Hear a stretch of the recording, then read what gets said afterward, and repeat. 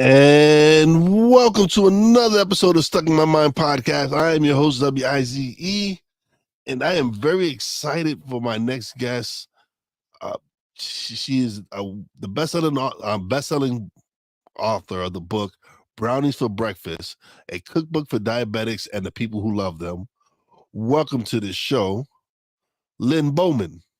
Hey, I'm so Hello. happy to be here with you, as you know, and I got some stuff to say, Let's see. So, Yeah. Well, and well, you got some questions for me, I know, and I have yes, some for you.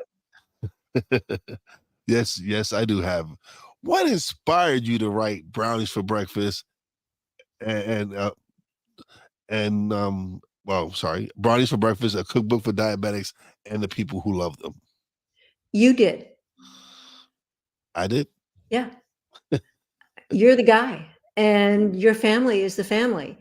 You're the folks who need to be having more fun, eating much better food, lowering your numbers in the process. Um, you know, I think. I think you've had your numbers done and you know where you are. You're pre-diabetic, which I'm putting in quotes because for everybody out there, if you are pre-diabetic, you're diabetic. That's just a fact. And you need to start acting like one, which, and I'm happy to say, I'm here to tell you that it means eating better food than you've been eating. And that's the big news for so many people. I mean, everybody's kind of like, oh, I don't want it because it means I can't have this and I can't have that, and I'm not going to be able to do this. Right. You're not going to be able to eat crappy food anymore. That's it in a nutshell. And as you know, and you talk to a lot of people, which I think is cool. Thank you. Americans eat awful food for the most part. We do. We do. The American the regular way that people eat is not doing any of us any good, and the numbers keep getting worse. We all saw that Morgan Spurlock died recently. I'm sure you know his name, the guy who did Super Size Me, Yeah. about just what it did to him to eat McDonald's for a month. And everyone kind of imagined that when things like that started happening, that people would kind of wise up and open their eyes about how they were eating. No, no, no, no, no. The numbers just keep getting worse. Yeah. And the childhood diabetes and the childhood numbers for type 2 diabetes are through the roof in the United States and in other places that have adopted our same lousy diet. Yeah. Um, So I'm here as a snarky grandma today to shake my finger at you and tell you that you can do much better. And I want you to do that. But the good news is you do it by eating brownies and donuts and um, all kinds of good food. You just have to make it my way. You have to actually, and here's the bad news. Bad news is you have to cook something. You have to get in the kitchen and actually make your food for the most part. I tell you how to do it easily. My superpower, if I have one, is making a meal in 15 minutes, throwing it on the table. I was a single mom, 3 kids, self-supporting. And as I told you before we started recording, my first job in an advertising agency was in 1966. And I love telling people that because you think, wait, Mad Men like that? Yes, it was real. That was me wearing those clothes, doing that stuff back then. But I talk about age because you don't get to be my age. I'm 78 now without behaving yourself, right? And people think of being older, which, and I like to say that older. Yes, that's me. I'm older. It's great. I'm having more fun than ever. Well, in some ways. I mean, it was the 60s, so but there's a freedom and a joy that comes with being this age if you're healthy. but you can't really be too healthy at my age if you don't start working on it at yours. I mean you, right? Can you feel Yeah. my pressing into your chest, the airway? Yes. Yes?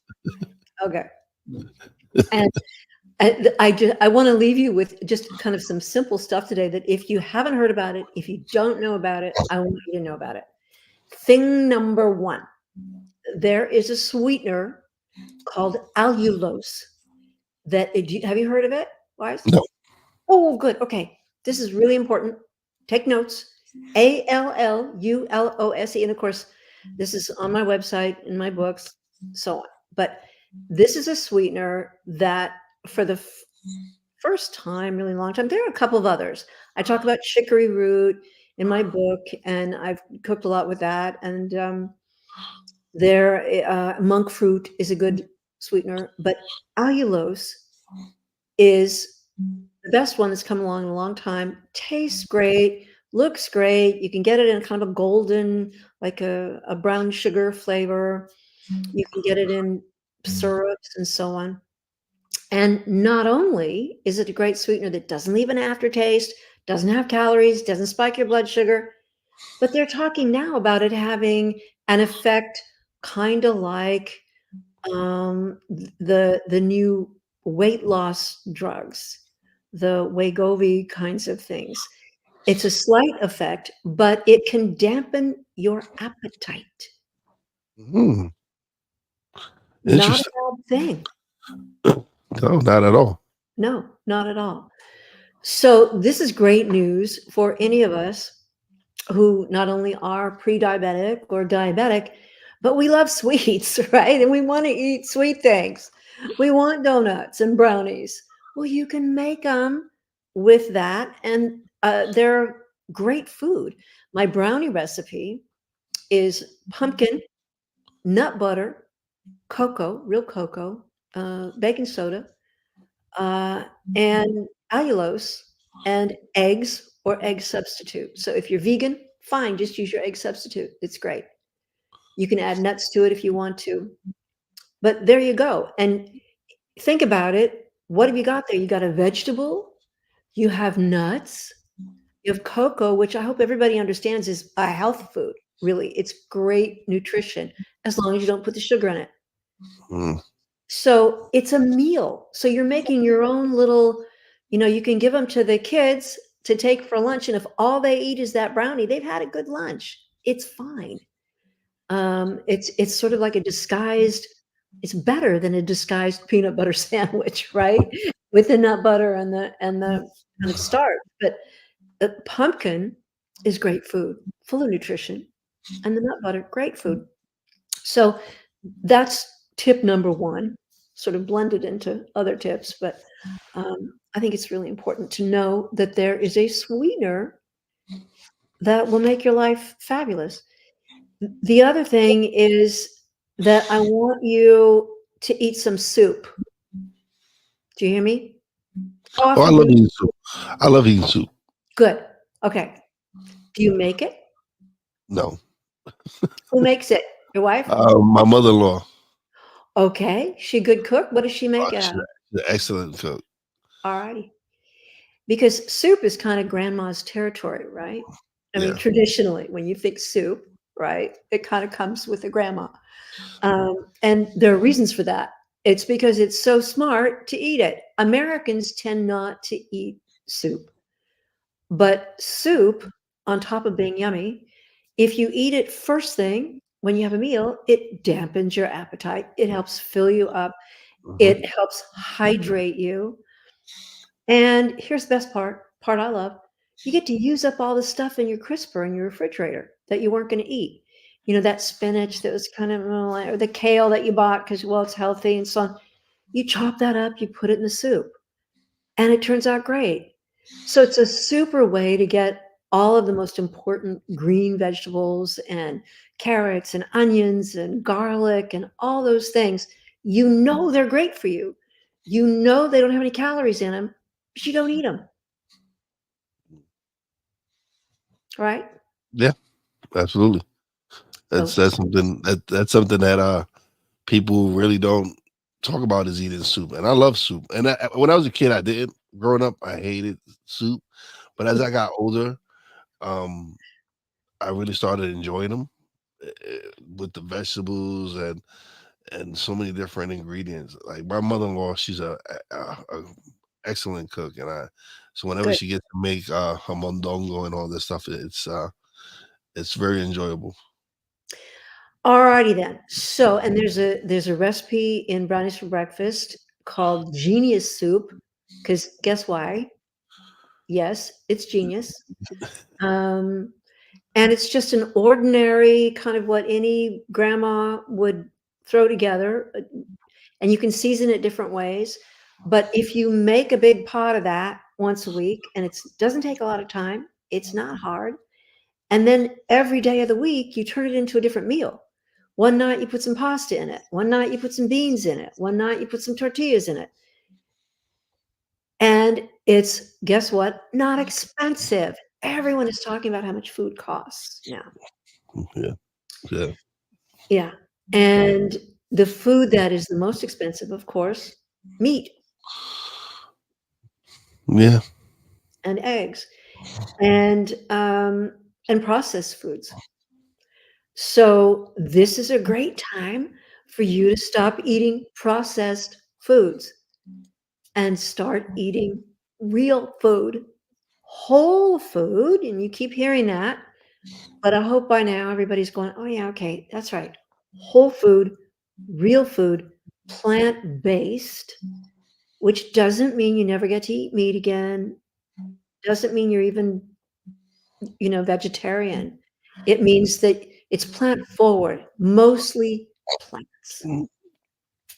And as a diabetic, I would also add no more white stuff, no more white rice, no more white hamburger buns, no more white bread, no more white potatoes. Eat sweet potatoes instead. Um, just get yourself in the habit of everything that you put in your face. Make sure it's actually nourishing you. Make sure you know what it is. You've read if it has a label, read the label out loud is really good, because anything that you can't pronounce, you probably shouldn't be eating. Um, so real food, whole food, it's not much more than that, you know. Well, it's like when what they say is any other if there's any good food for you in the supermarket, it's on the outside. Mhm. It's everything's on the outside. Anything inside is kind of no go. No go. That's right. And a lot of us are not even going in the grocery store much anymore for good reasons. Um, I'm a Trader Joe fan. Do you have a Trader Joe where you are in Pennsylvania? No. No. Okay. I'm sorry. 'Cause it's a great chain, that I've been going to since it started in Culver City, California, way back when. But good prices, good stuff. I'm in and out of there in 15 minutes, which I also love. I don't know how anybody goes in a big supermarket and knows how to. I mean, there's too much stuff. There's just too much. 16 kinds of frozen peas. How do I know? Right, which ones? I don't want 16 choices. We all have too many. Decision fatigue, is Yeah. a real thing. So, also farmers markets. Do you have one near you? Do you go? Yes, I do. Yep. And we have they now it's Wednesday and Saturdays. It's right down the road, like 5 minutes from my house.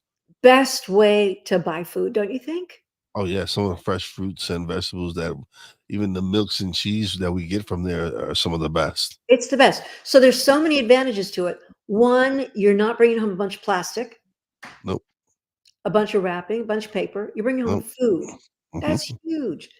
Two, you know who grew the food. Hmm. That's huge. Three, even if you pay a little more, which sometimes you do by the pound or whatever, you're getting a much higher quality of food. Food, yeah, much better. Much better. And another thing I'd like to suggest is that sometimes the stuff that we're throwing away turns out to be the best food that we buy. A couple of examples. One, parsley. Parsley is the most nutritious green. It's as nutritious as anything you can eat. And yet sometimes we bring it home in the plastic, in the meat wrapper, right? And you take the parsley out and you throw it away. That was the best part of the package. Eat parsley. And so if you go to a farmer's market or someplace like that, it's cheap, a couple bucks, you get a whole bunch of parsley. Take it home and put it in a little vase of some kind with water in it and keep it out on the sink, and then snip off with scissors every time you're eating something, a sandwich, soup, a casserole, anything, put some parsley on it. It's good on virtually everything, and it makes something that you're eating better, and it's yummy. So getting enough greens in is a thing, especially that we diabetics need to be religious about. And you have to kind of train yourself so that every meal, literally, if you're eating breakfast, if you're eating, and we're going to talk in a minute about intermittent fasting, but anytime you're eating, say to yourself, okay, what am I eating that's green? Am I eating anything leafy? Are there any leaves in this? Okay, no? Find some leaves. Eat some, put some leaves on it or in it, and it's a better meal. So, that's a little habit that especially us diabetics need to pay attention to. But the other secret-wise is that we're just eating the way everybody should eat.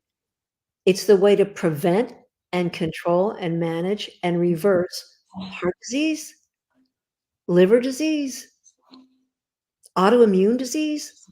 All these things have a basis of some kind in your microbiome, in your body, that you can fix by feeding yourself better. And we all, everybody goes when they get their puppy, they're so excited with their little adorable puppy, and they want to be sure that they're feeding their puppy the right thing. And they go to the vet and they get recommendations and they spend a lot of money getting fresh, wonderful food for the puppy. Why not pay that much attention to what you're eating and the other humans in your house are eating? Yeah, absolutely. Definitely. You have to keep track. So can you share your personal journey with type 2 diabetes and how you managed to reverse it? Well, I started way back when, because like a lot of women, I had what's called gestational diabetes. When my first child was born, 1975, this baby came out at 10 pounds. And the docs, in those days, all men, said, wow, gee, you probably had gestational diabetes. They hadn't thought to test me for it. Now they routinely test women. I think all women get tested for it. But it's a thing that happens. The pregnancy kicks you into this diabetic state, and then often it goes away afterwards. But then they told me it's likely to return in your 40s in the form of type 2 diabetes. And so I kept asking people as I got closer to 40, do you want to test me? Should I be tested? No, you're not overweight. You're fine. It took me a long time to get someone to pay attention and to actually get the test. And sure enough, my numbers weren't great. So my advantage was that I found out early, that I knew in my early 40s that I was diabetic. And it's something I want everyone, if you're looking at 40 or you're past 40, whatever, get tested. If you haven't been tested, it's easy. It's a hemoglobin A1C test. It doesn't require drinking crazy things or whatever. It's a little blood test that you do. You don't even have to fast anymore. And that will tell you. And particularly, and wise, this, particularly you men, you're really bad about going in and getting your test done, right? You got to be run over by something awful in the street before you will let anybody take you in to a medical office. Yeah. Am I right about that? Yeah. And this is one of those things where if you find out early and you start behaving yourself and learning to feed yourself more lovingly and more joyfully and better, it will pay off big time. Now, the downside, and I'm going to have to say this, downside, particularly you guys who've avoided going to the doctor, the way most men find out they're diabetic is with erectile dysfunction. And that's how you get a guy's attention, right? Yeah, definitely. Don't mess with my guy parts. Yeah, Yeah. definitely. Yeah. But that is a sign that the diabetes has progressed to the point where your blood flow is affected. And sometimes people first feel it in their feet, their extremities. But that's way down the line. It's an invisible, quiet disease that you don't know unless you have your blood tested. So do it. And all you're going to find out, if you're feeling whiny right now listening to this, well, I don't want to change the way. Nobody wants to change the way they eat, right? We have certain politicians that we laugh about in certain very high offices in our own country who don't want to change the way they eat, famously. It's everyone is resistant to, but what I'd like to suggest is that eating for health, for diabetes, for heart disease, for all these other things, it means eating better food, yummier food. It means you have to work at it a little more, is all. You can't drive through and be healthy. You can't. Sorry. Just can't. So I what it brought up one thing, thinking about drive-through. In my book, I talk about takeout. Yeah. And I suggest a way. We have in our little town, I live in a teeny tiny little town in California, but we have a great taqueria. And so a treat for me is to bring home a shrimp burrito. I ask them to hold the rice, which means there's room in there for extra veggies. I cut it in half. I put it on a bed of cabbage. I chop up cabbage really quick, put it on a bed of cabbage, put the salsa on top, put a little bit of it's cheese. Maybe you've tried it. That's made out of cashews. It's yummy. Little mozzarella on top, and heat it again. And it's beautiful. It makes it so much prettier, easier to eat because you're eating it with a knife and a fork now and not sitting in the back of your car stuffing it in. And you've added vegetables, leafy vegetables, and you've made it 2 meals now instead of 1. Yay. Okay, and I interrupted you. What were you going to ask me? Okay, so what are some of the common misconceptions about type 2 diabetes and chronic disease prevention? Well, one of them is that it's all about obesity, that this only happens to people who are obese. And yes, it matters how much you weigh. And if you are diabetic and you lose weight, you will see that your numbers improve. That's pretty much universally true. But I wasn't particularly overweight when I was diagnosed, and a lot of people are not. So it doesn't depend on you being obese. So get tested anyway. Yeah. So misconception number 1. Okay. Misconception number 2. Oh, we were talking about timing of eating. So I want to get to that, but misconception that you have to go hungry, that you have to diet. I don't journal what I eat. I don't watch my calories. I don't spend a big part of my life worrying about it. I just, I know that everything that I eat needs to be good, whole, real food. And that's the magic word, real food. Because anything packaged or processed is designed to be addictive. And I don't mean that in an exaggerated way. They really are addictive. Sugar is addictive. And so when you start reading labels, if you haven't been, one of the first things you notice is everything has sugar in it. Everything. Whether it's sweet or savory or a main course or a dessert or a salad dressings, they all have sugar in them. So that's the thing that you need to get out of your life is pre-made processed food. You just need to start eating good food. And yes, you need to move, you need to exercise a little bit, even if it's just walking. Nothing wrong with walking. I've recently started weight training, which I absolutely love and which is really important when you get older. And particularly, they recommend it for women because once you lose your estrogen, you're more inclined to have bone problems. And a great way to reverse or prevent bone problems is weight training. So, uh, and you can't talk about food and movement without talking about sleep wise. You want to talk about that for a minute? Oh, yes, that's something I suffer. I suffer from sleep apnea, so it's something that's very, very important. Very, very, very.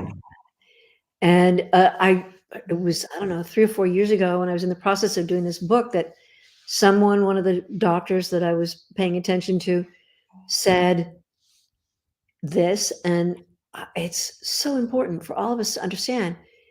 The only time your body can heal anything, anyway, is when it's in deepest REM sleep.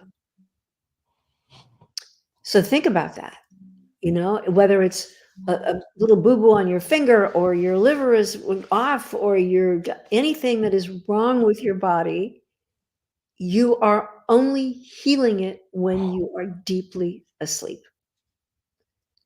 So if you're not now sleeping well, you need to figure out how to sleep well. One good thing to do is to stop eating at night.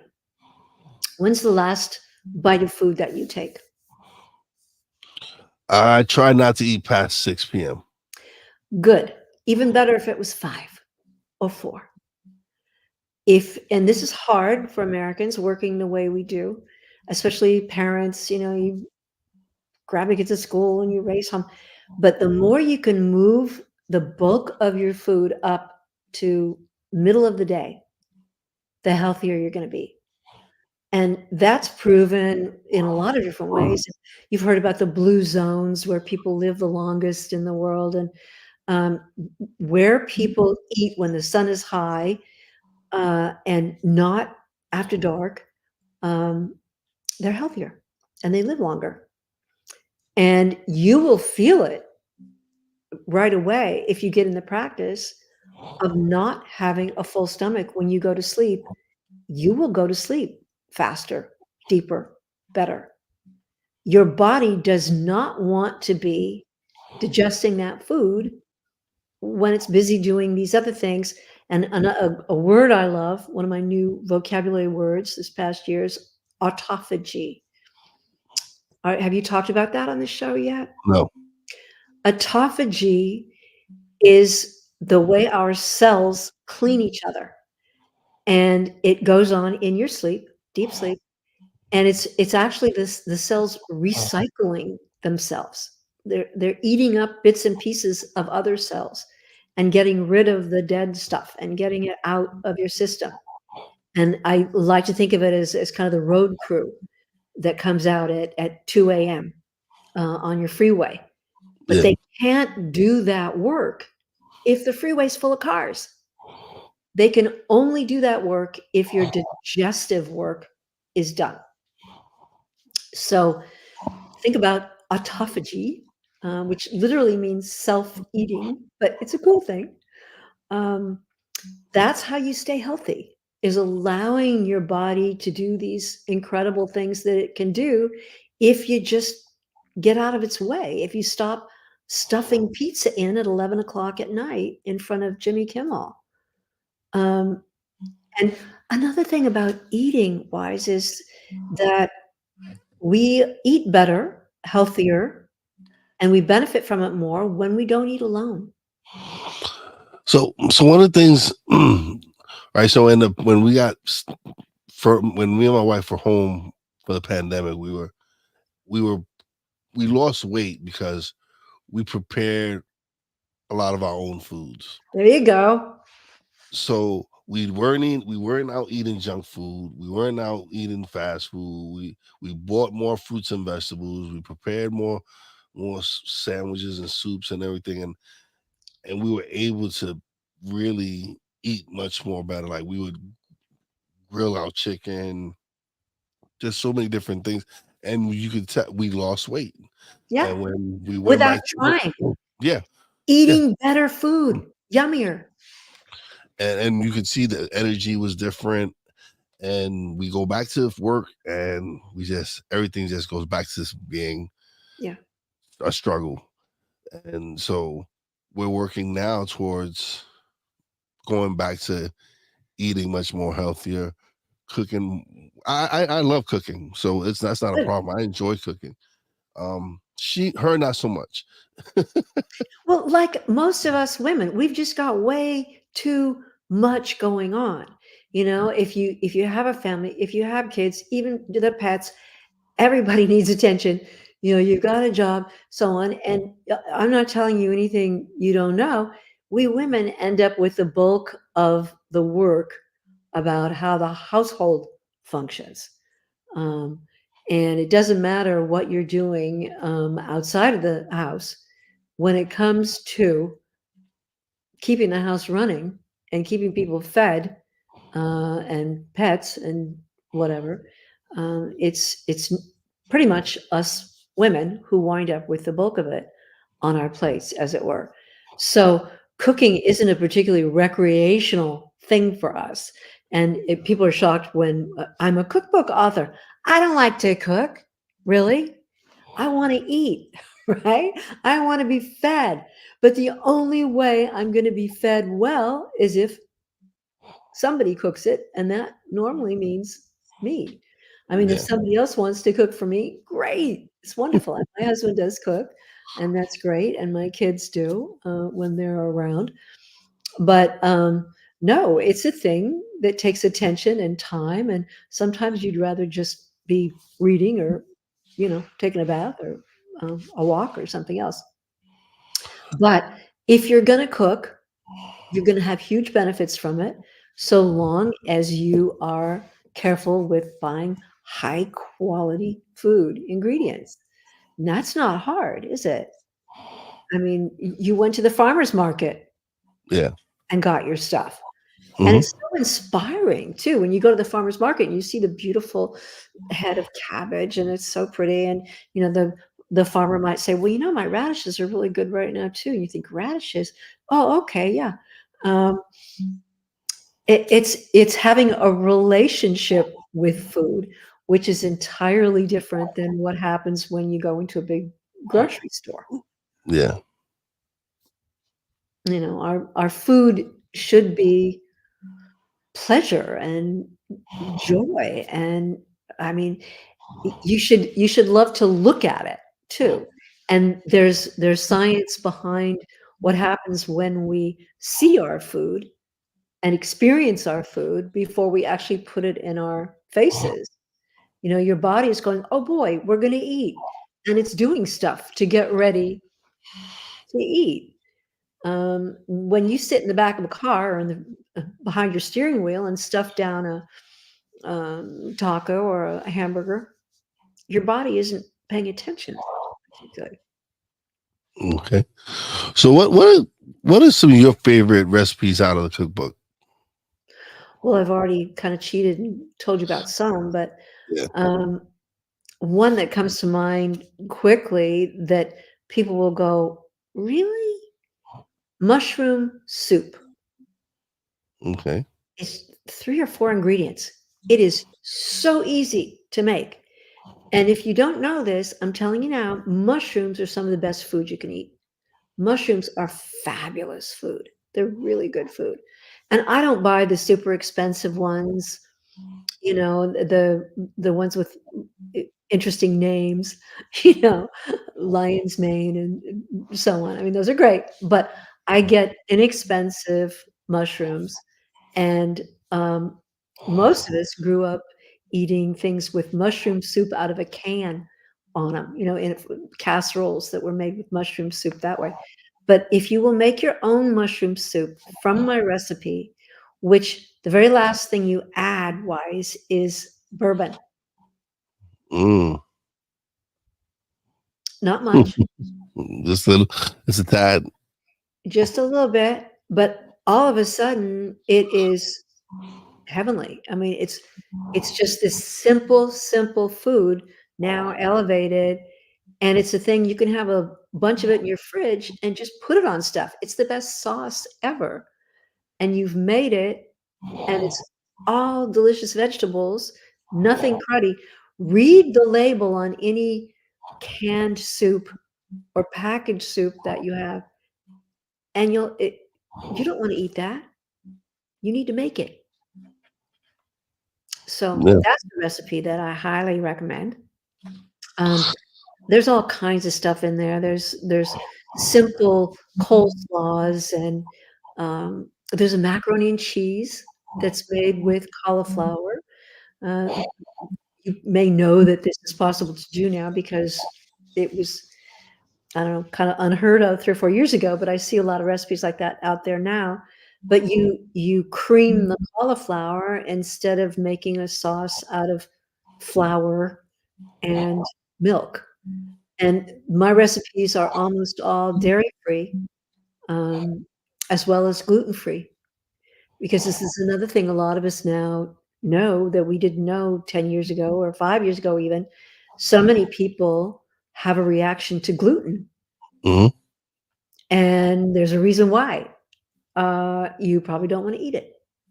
Um, I don't have particularly a reaction to it, but as diabetics, we don't wanna be eating a lot of wheat flour. It's something that is a problem for many of us. So, in the book, I tell you, if you're going to eat bread, make it sourdough, and there are some bakeries, I hope you can find one, I know I have a couple within driving distance, that make it out of old-timey wheat, einkorn wheat, for example, that is grown from the seed that your grandma or great-grandma would have made her bread from. Not the GMO kind that the big companies make bread from now. So it's real food, and it's delicious, and sourdough, much better. Oh, fermented food. We should be eating fermented food every day. Did you know that? I'm sorry? Did you know that you should be eating fermented food every single day? No. Now you do. No more excuses. Um, do you eat kimchi ever? No. You're gonna start now. You're gonna find a place to buy, it's a Korean item, that is becoming very popular because it's delicious, it's hot and spicy, and it's nothing more really than it's a kind of, um, it's cabbage. So it's like sauerkraut, only Korean.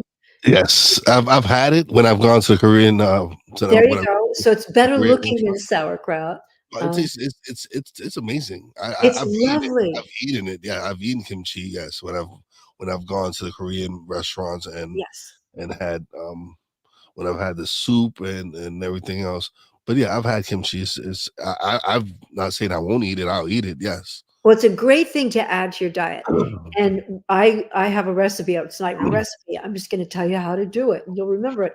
Take some sliced goat cheese. You all know that goat cheese and sheep's milk cheese are different from cow's milk cheese. They have a different protein. So even if you react to cow's milk, you're probably fine with goat's milk or sheep's milk. Sheep's milk would be feta, which a lot of us love to cook with. I do. So I make a toasted sourdough and goat cheese in the toaster oven, and then I put kimchi in it, and it makes the most wonderful sandwich. A gushy, hot, grilled, but no grease, no meat, just goat cheese, kimchi, sourdough bread. It's so good. But your body needs those fermented foods. Your microbiome does. And you're starting to read now everywhere about microbiome and how important it is and, blah, blah, blah. That's right. It is. You have to feed your bugs. And kimchi and sauerkraut are two great, easy ways to feed your bugs. Just skip the hot dog uh, with the sauerkraut. Um, what else is new? I mean, what's wrong with adding some new stuff, by the way, to what you eat all the time? We don't need to keep eating the same stuff over and over again. Well, yeah, obviously, if you're diabetic and you're not and you're eating the same stuff over and over again, it's not working. So you No, it definitely needs to have to change. switch. Right. Yeah. Absolutely. Yeah. But you don't have to get all crazy counting calories and journaling. Just pay attention, Yeah. and be good to yourself. That's all we're talking about is how to really nourish yourself. Yeah. And it's not that hard at all. It's really pretty easy. And it Yeah. costs less, way less than buying fast food. I can't believe now actually what it costs to go out for a burger. Oh man. Burger. I was born in the 70s, and so I was there for McDonald's when we like now I go to if I was to go to McDonald's and buy my family a meal, I'm spending like 50, $60 Oh yeah. easily. Yeah. I'm like, And what? if you And take that $50 into the farmer's market or the produce section, you come home with a lot of food, right? so yeah, yeah. Yeah. Way So more than when you come home. Yeah, way more than when you come home from the fast food. And that's something that me and the wife are looking forward to. She just put in a notice at her job. She's been here for quite a few years.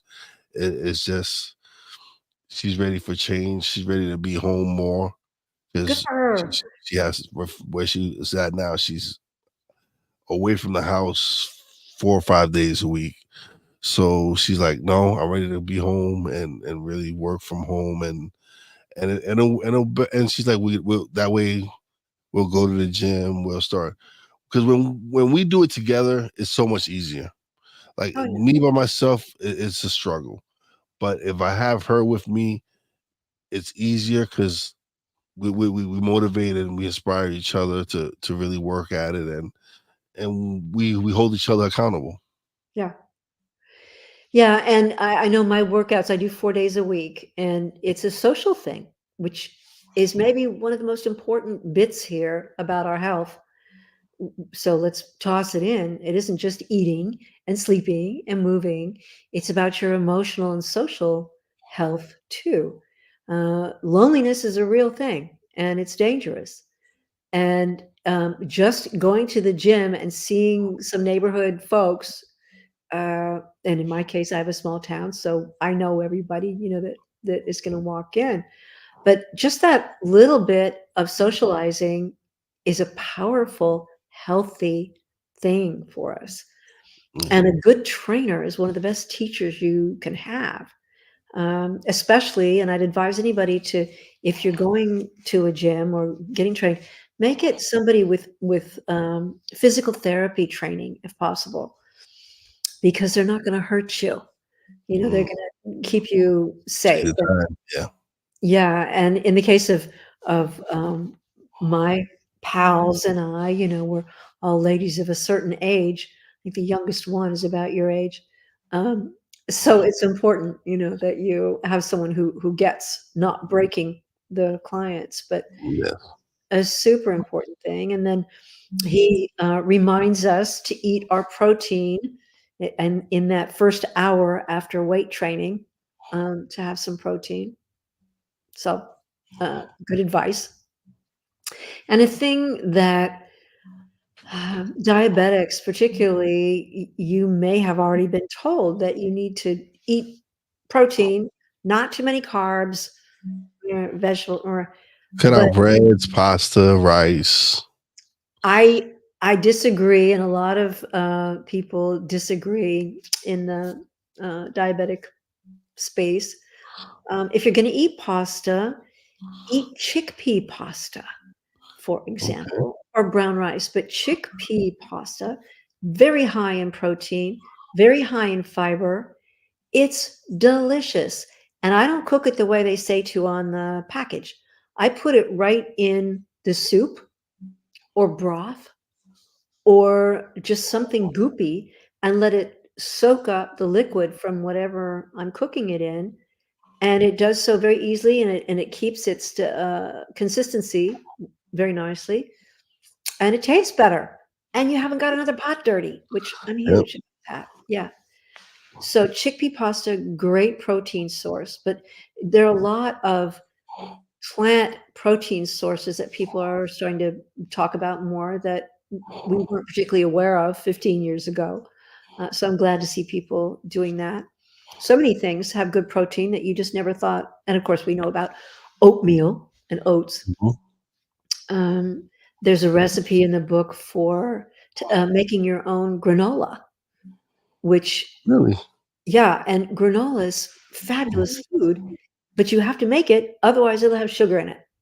Mm. So if you make it yourself, you're making it from oats, yay, and nuts, yay, very high protein. And you can put some dried fruit in there if you want to. It doesn't take much to flavor it up, but you can skip Mhm. that if you want to. And then you sweeten it with the stuff that I recommend, allulose.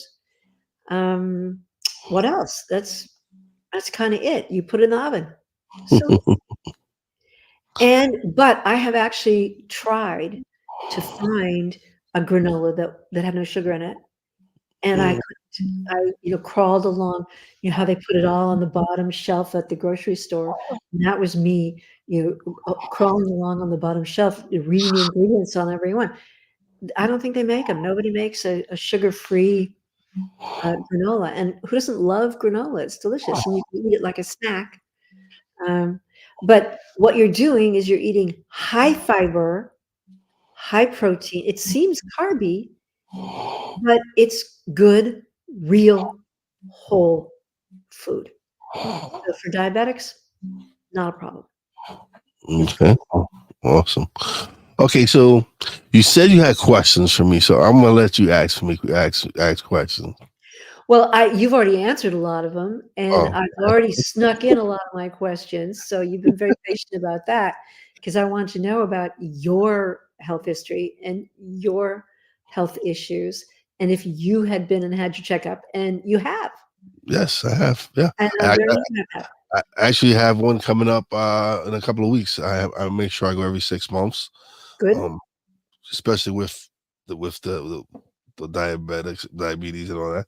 So yeah, I make sure every 6 months I'm at the doctor and I'm checking up on myself and working on me and the wife now are working on now that she's gonna be home. We're working on building a little area downstairs where we'll have our treadmill and an equipment and everything we're setting up, and we're just gonna focus on changing a lot of bad habits that we have. I'm very happy to hear that, and I also wanna know, how have your numbers gone since you were first diagnosed? Have you been able to change your Um, hemoglobin A1C? well, I'm actually due next week for some blood work to see how it is. Because the last time I got blood work done was November, so I'm due now. I'm probably gonna go Monday morning to go get my new blood work done. And but right now it's I know I'm struggling because I have a CPAP machine and it's not working. It's out. I have it out for repair right now. So right now I'm struggling sleeping. It, it's When real. you lose the weight, you will really improve your sleeping. Yeah. You already know that, I think. Hmm. Um, when were you diagnosed? Is this the first 6-month period that you've had after a diagnosis? Oh no, I've been using a CPAP machine for a couple of years now. But I mean the diabetes. Oh well, I've been pre-diabetic for about a year now. Okay, so not too long, really. No, So you don't have religion yet.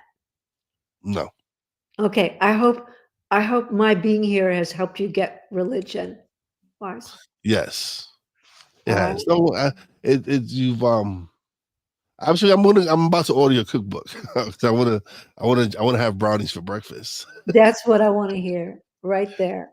That's what I want to hear. Yeah. and and it's like, and I enjoy, like I said, I enjoy cooking. So whenever I can get a cookbook that have meals that I will enjoy eating, and because I I don't want it to be something where I don't I feel, how do I say it, I just want to enjoy the cooking. I just want to go cook Yes. and enjoy it. Yes. And here's my cookbook is for messy, sloppy cooks who've never cooked before or never thought they would cook or have cooked and it's forgiving. It's ordinary ingredients. If you don't measure it just quite right, it's probably fine.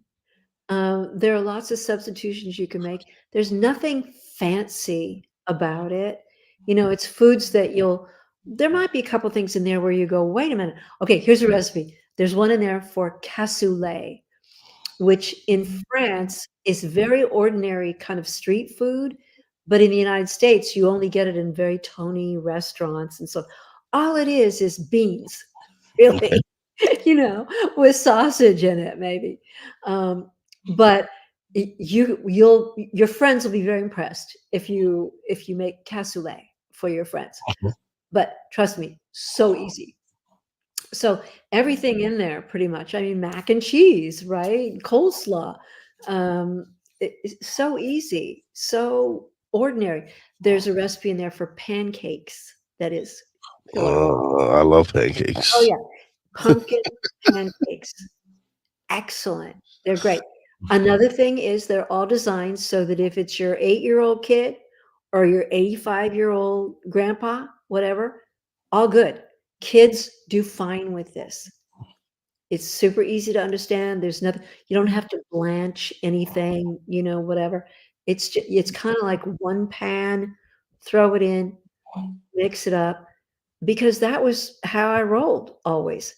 I'd come screaming in from work with 3 little people wanting dinner, and I didn't have time to mess around about any of it.